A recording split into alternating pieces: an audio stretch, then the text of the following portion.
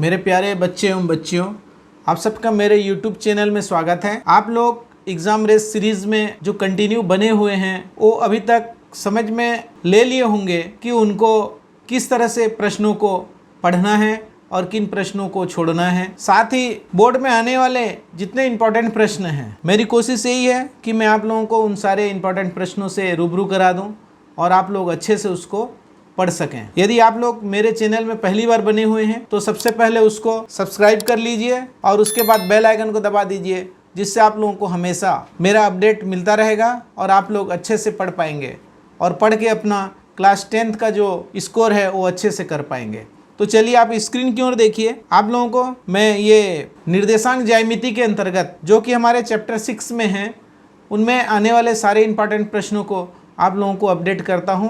आप लोग बड़े ध्यान से पढ़िए और आगे देखते रहिए। चलिए प्रश्न क्रमांक 1 में देखिए, नीचे कुछ बिंदुओं के निर्देशांक दिए गए हैं। यहाँ पे लिखा हुआ है, बड़े ध्यान से देखिए। उन्हें निर्देशांक समतल पर प्रदर्शित करना है। ये किस चतुर्थांश में है ये हमको बताना है। तो मैंने यहाँ पे जो क्वेश्चन चुना है इसलिए चुना है कि आप लोगों को इसका सबका मिलेगा, लेकिन आप लोगों के एग्जाम में एक प्रश्न यहाँ से आ सकता है 1 नंबर का, परंतु आपको ये चारों प्रकार के प्रश्न को हल करना है। ध्यान से देखिए। इसमें यहाँ पर देखिए, हम इसको प्रथम चतुर्थांश बोलते हैं, इसको द्वितीय चतुर्थांश बोलते हैं, इसको तृतीय चतुर्थांश और इसको चतुर्थ चतुर्थांश कहते हैं।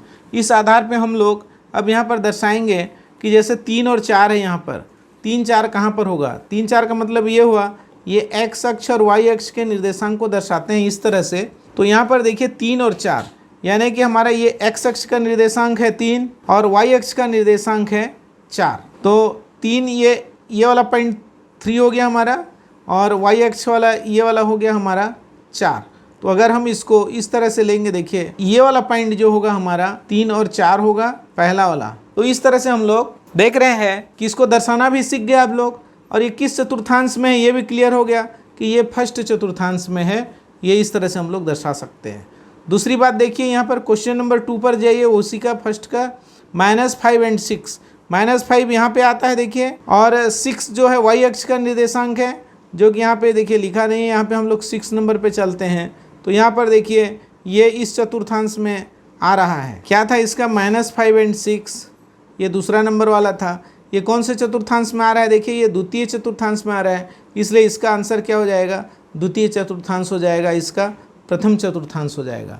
अब यहाँ पर देखिए प्रश्न क्रमांक 3 को -2 और -1, यानी कि देखिए x अक्ष का भी माइनस इधर है और y अक्ष का माइनस इधर है, यानी कि ये सीधा सीधा तीसरे चतुर्थांश में आएगा। और इसका निर्देशांक कितना दिया है? -2 और -1।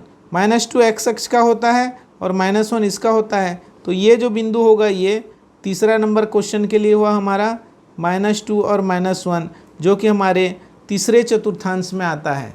इसी तरह से हम लोग 2.5 और -7, 2.5 माने ये हो गया, देखिए ये वाला पॉइंट 2.5 हो गया x अक्ष में, और y अक्ष में ऋणात्मक की ओर है, ये देखिए ये वाला -7। तो ये 5 है, ये 6 है, 7 यहाँ पे आ जाएगा -7। अगर हम इसको इस तरह से आगे बढ़ाएंगे तो ये पॉइंट जो है हमको मिलेगा 2.5 और -7, ये हमारा चौथे नंबर के लिए है। और ये हमारे किस चतुर्थांश में होगा? देख रहे हैं आप, ये चतुर्थांश को हम लोग क्या बोलते हैं? चतुर्थ चतुर्थांश बोलते हैं। तो ये हमारे चतुर्थ चतुर्थांश में स्थित होगा। इस तरह से आप देख रहे हैं कि आप चारों बिंदुओं को किस तरह से दर्शा सकते हैं वो भी आपको पता चल गया, और किस चतुर्थांश में होगा ये भी आप लोगों को पता चल गया। तो आप लोग इस तरह से इसको बड़े ध्यान से देख करके बनाइएगा। तो नेक्स्ट क्वेश्चन की ओर चलते हैं। देखिए आप लोग स्क्रीन पे दूसरा नंबर क्वेश्चन में लिखा हुआ है, रिक्त स्थान की पूर्ति कीजिए। तो ऐसे प्रश्न आप लोगों को 1 नंबर के भी आते हैं, और लगभग इस प्रश्नावली में आप लोगों को मिल ही जाएगा। इसमें से संबंधित एक प्रश्न 1 नंबर का आपका बनना चाहिए। तो ध्यान से देखिए, यहाँ पर बिंदु P -4 और -7 पर है, किस चतुर्थांश में स्थित है? आप लोगों को अभी बताया था मैं, दोनों ऋणात्मक जब होता है तब वह तीसरे चतुर्थांश में होता है। इसको आप लोग लिख सकते हैं तृतीय चतुर्थांश। तो ये तृतीय चतुर्थांश में स्थित होगा। आप लोगों को पता चल गया होगा। आप अच्छे से अगर पहला क्वेश्चन को देखे होंगे, तो नहीं देखे हैं तो पुनः वापस जाइए, रिवर्स कीजिए और उसको देखिए, उसके बाद क्वेश्चन नंबर 2 पर आइए। ठीक है, अब चलते हैं। देखिए x अक्ष पर स्थित बिंदु का y निर्देशांक ज्ञात करना है। ध्यान से देखिए, मैं यहाँ पर बता देता हूँ एक ठो। यहाँ पर देखिए, ये जो आपको ग्राफ दिख रहा है अभी, एक्स अक्ष पर स्थित किसी बिंदु, यानी कि 4 पॉइंट पे ए बिंदु दिख रहा है, वाई निर्देशांक ज्ञात करना है। तो आप देख रहे हैं कि इसके वाई की ओर किसी प्रकार का भी हमको कोई डाटा प्राप्त नहीं है। एक्स अक्ष में स्थित है ये हमको पता है, इसलिए इसका एक्स निर्देशांक जहाँ भी होगा, 1 पर होगा तो 1, 2 पर होगा तो 2, 3 पर होगा तो 3, या ए पॉइंट जो दिख रहा है अभी आप लोगों को 4 पर है, तो ये इसके एक्स अक्ष के निर्देशांक 4 हो गए। और वाई अक्ष में कोई डाटा प्राप्त नहीं है, किधर है कहाँ है, इसलिए उसके निर्देशांक 0 हो गए।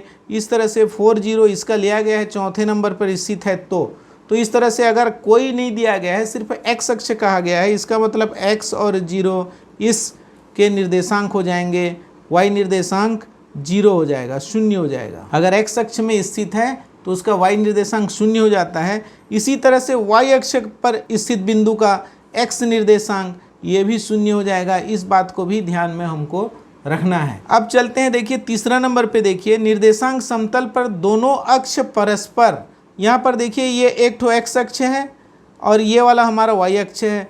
तो एक्स अक्ष और वाई अक्ष के बीच में कितने अंश का कोण बन रहा है? ध्यान से देखिए, ये वाला हमारा एक्स अक्ष और वाई अक्ष के बीच का कोण है, तो इसका देख रहे हैं आप, ये 90 अंश का होता है। इसलिए यहाँ पर आप लोग 90 अंश का होता है लिख सकते हैं, या समकोण पर होता है लिख सकते हैं। जो भी लिखेंगे इसमें मार्क्स पूरे मिलेंगे। उसके बाद आता है एक बहुत ही इंपॉर्टेंट, छोटा सा लगता है लेकिन अच्छा इंपॉर्टेंट चीज़ है कि मूल बिंदु के निर्देशांक क्या होते हैं।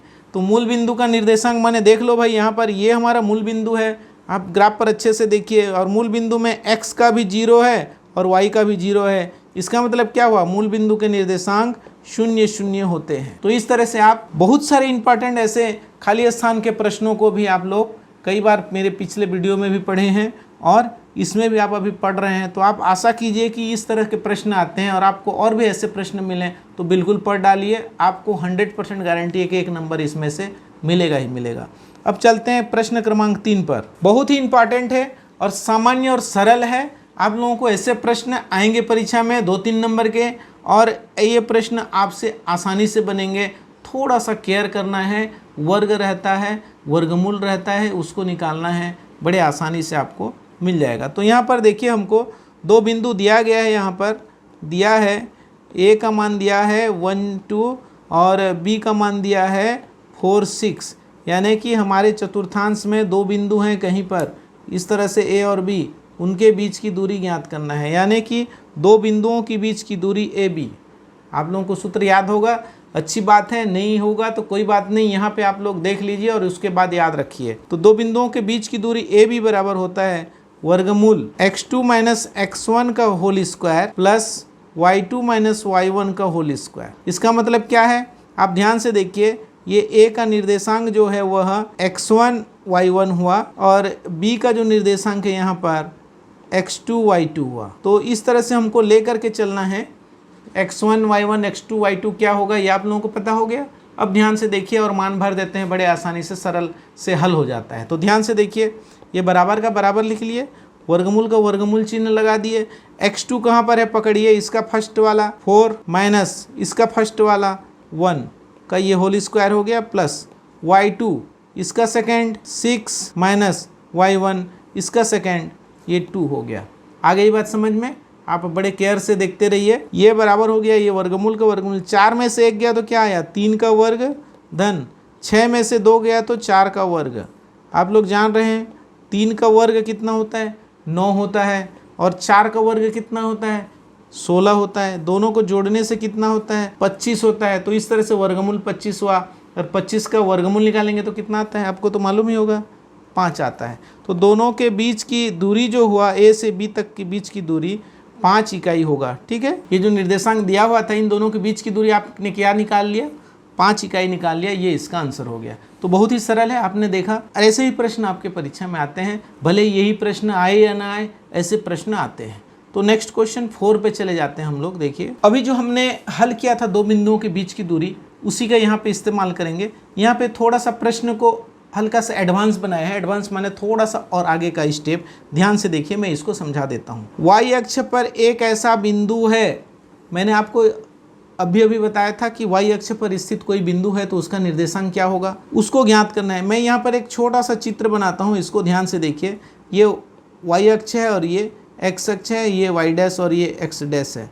यहाँ पर देखिए y अक्ष पर स्थित है, माने इधर कहीं पे है। इसका मतलब क्या हुआ, x तरफ कहीं इसका डाटा प्राप्त नहीं हुआ है, इसलिए x निर्देशांक 0 हो गया और y निर्देशांक y हो गया। ये ध्यान रखना है, ये बहुत इंपॉर्टेंट चीज़ है।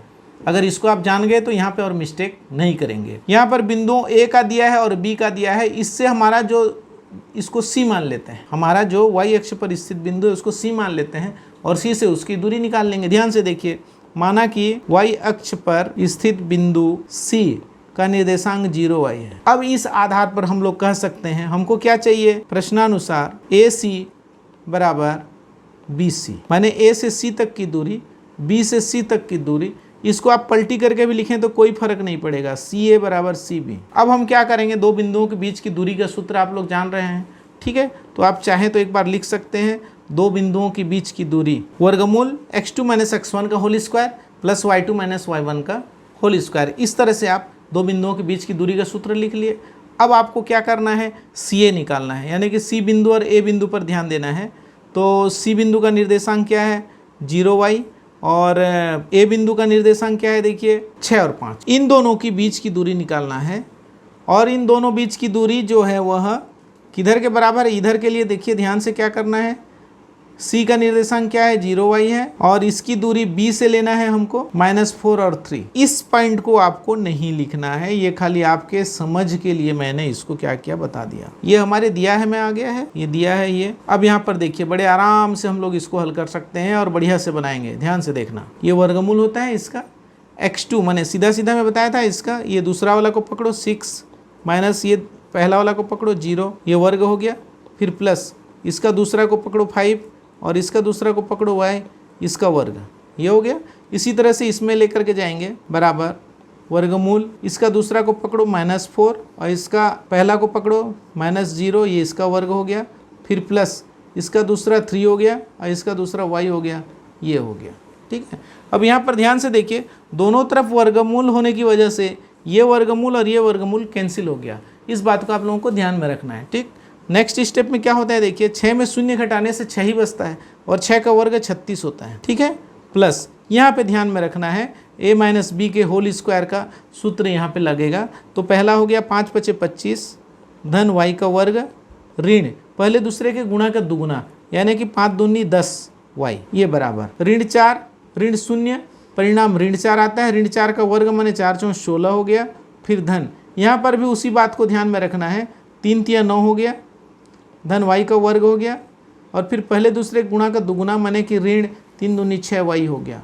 इस तरह से आप देख रहे हैं। यहाँ पर एक चीज़ और कर सकते हैं, देखिए ये बराबर का चिन्ह है, बराबर के इधर y वर्ग है और इधर y वर्ग है, दोनों कैंसिल हो गए, किसी भी एक साइड भेजेंगे ऋणात्मक होकर के एक दूसरे को समाप्त कर देंगे, ठीक है। उसके बाद कितना बचता है, देखिए इनको जोड़ लीजिए और इनको जोड़ लीजिए, ये कितना हो गया 61 माइनस 10y बराबर 25 माइनस 6y। क्या करते हैं, 10y को इधर ले जाते हैं और 25 को इधर भेज देते हैं, तो क्या हो जाएगा 61 minus 25 equal to 10y minus 6y। 10y minus 6y मैंने इसका डिफरेंस कितना आ गया, 4y आ गया। यहाँ पर देखिए 61 में से 25 को माइनस कर दिए तो कितना आ गया 36। तो यहाँ पे क्या आया, देखिए यहाँ पर मैं एक छोटा सा प्लेस लेकर के करता हूँ, 4y बराबर 36, इसलिए y बराबर 36/4, y का वैल्यू आया 9। तो निर्देशांक क्या हो जाएगा हमारा, उस बिंदु का निर्देशांक यहाँ पर 0y लिए हैं, इसलिए ये हमारे लिए क्या हो जाएगा, देखिए ध्यान से, x का वैल्यू 0 हो गया, y का वैल्यू 9 हो गया। तो हमारा जो C बिंदु का निर्देशांक होगा वह 0,9 होगा।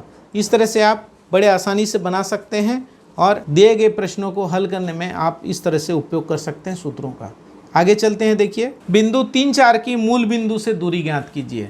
ये इसी टाइप से में से तीसरा प्रश्न है, आपका अच्छे से प्रैक्टिस होगा, इसलिए आपको ऐसे प्रश्न आते हैं। किस रूप में आ सकते हैं ये गारंटी नहीं है, मूल बिंदु से भी आ सकता है, दो बिंदुओं के बीच से भी आ सकता है और तीसरे के बराबर होगा। ये 3 प्रकार के प्रश्न आप अभी यहाँ पर देख रहे हैं। तो तीनों प्रकार के प्रश्न आप बड़ी आसानी से हल कर पाएंगे अगर आप थोड़ा सा प्रैक्टिस करके रखे रहेंगे तो यहाँ पर देखिए बिंदु 3, 4 की मूल बिंदु से, अब आप लोगों को पता है मूल बिंदु का निर्देशांक क्या होता है, 0, 0 होता है।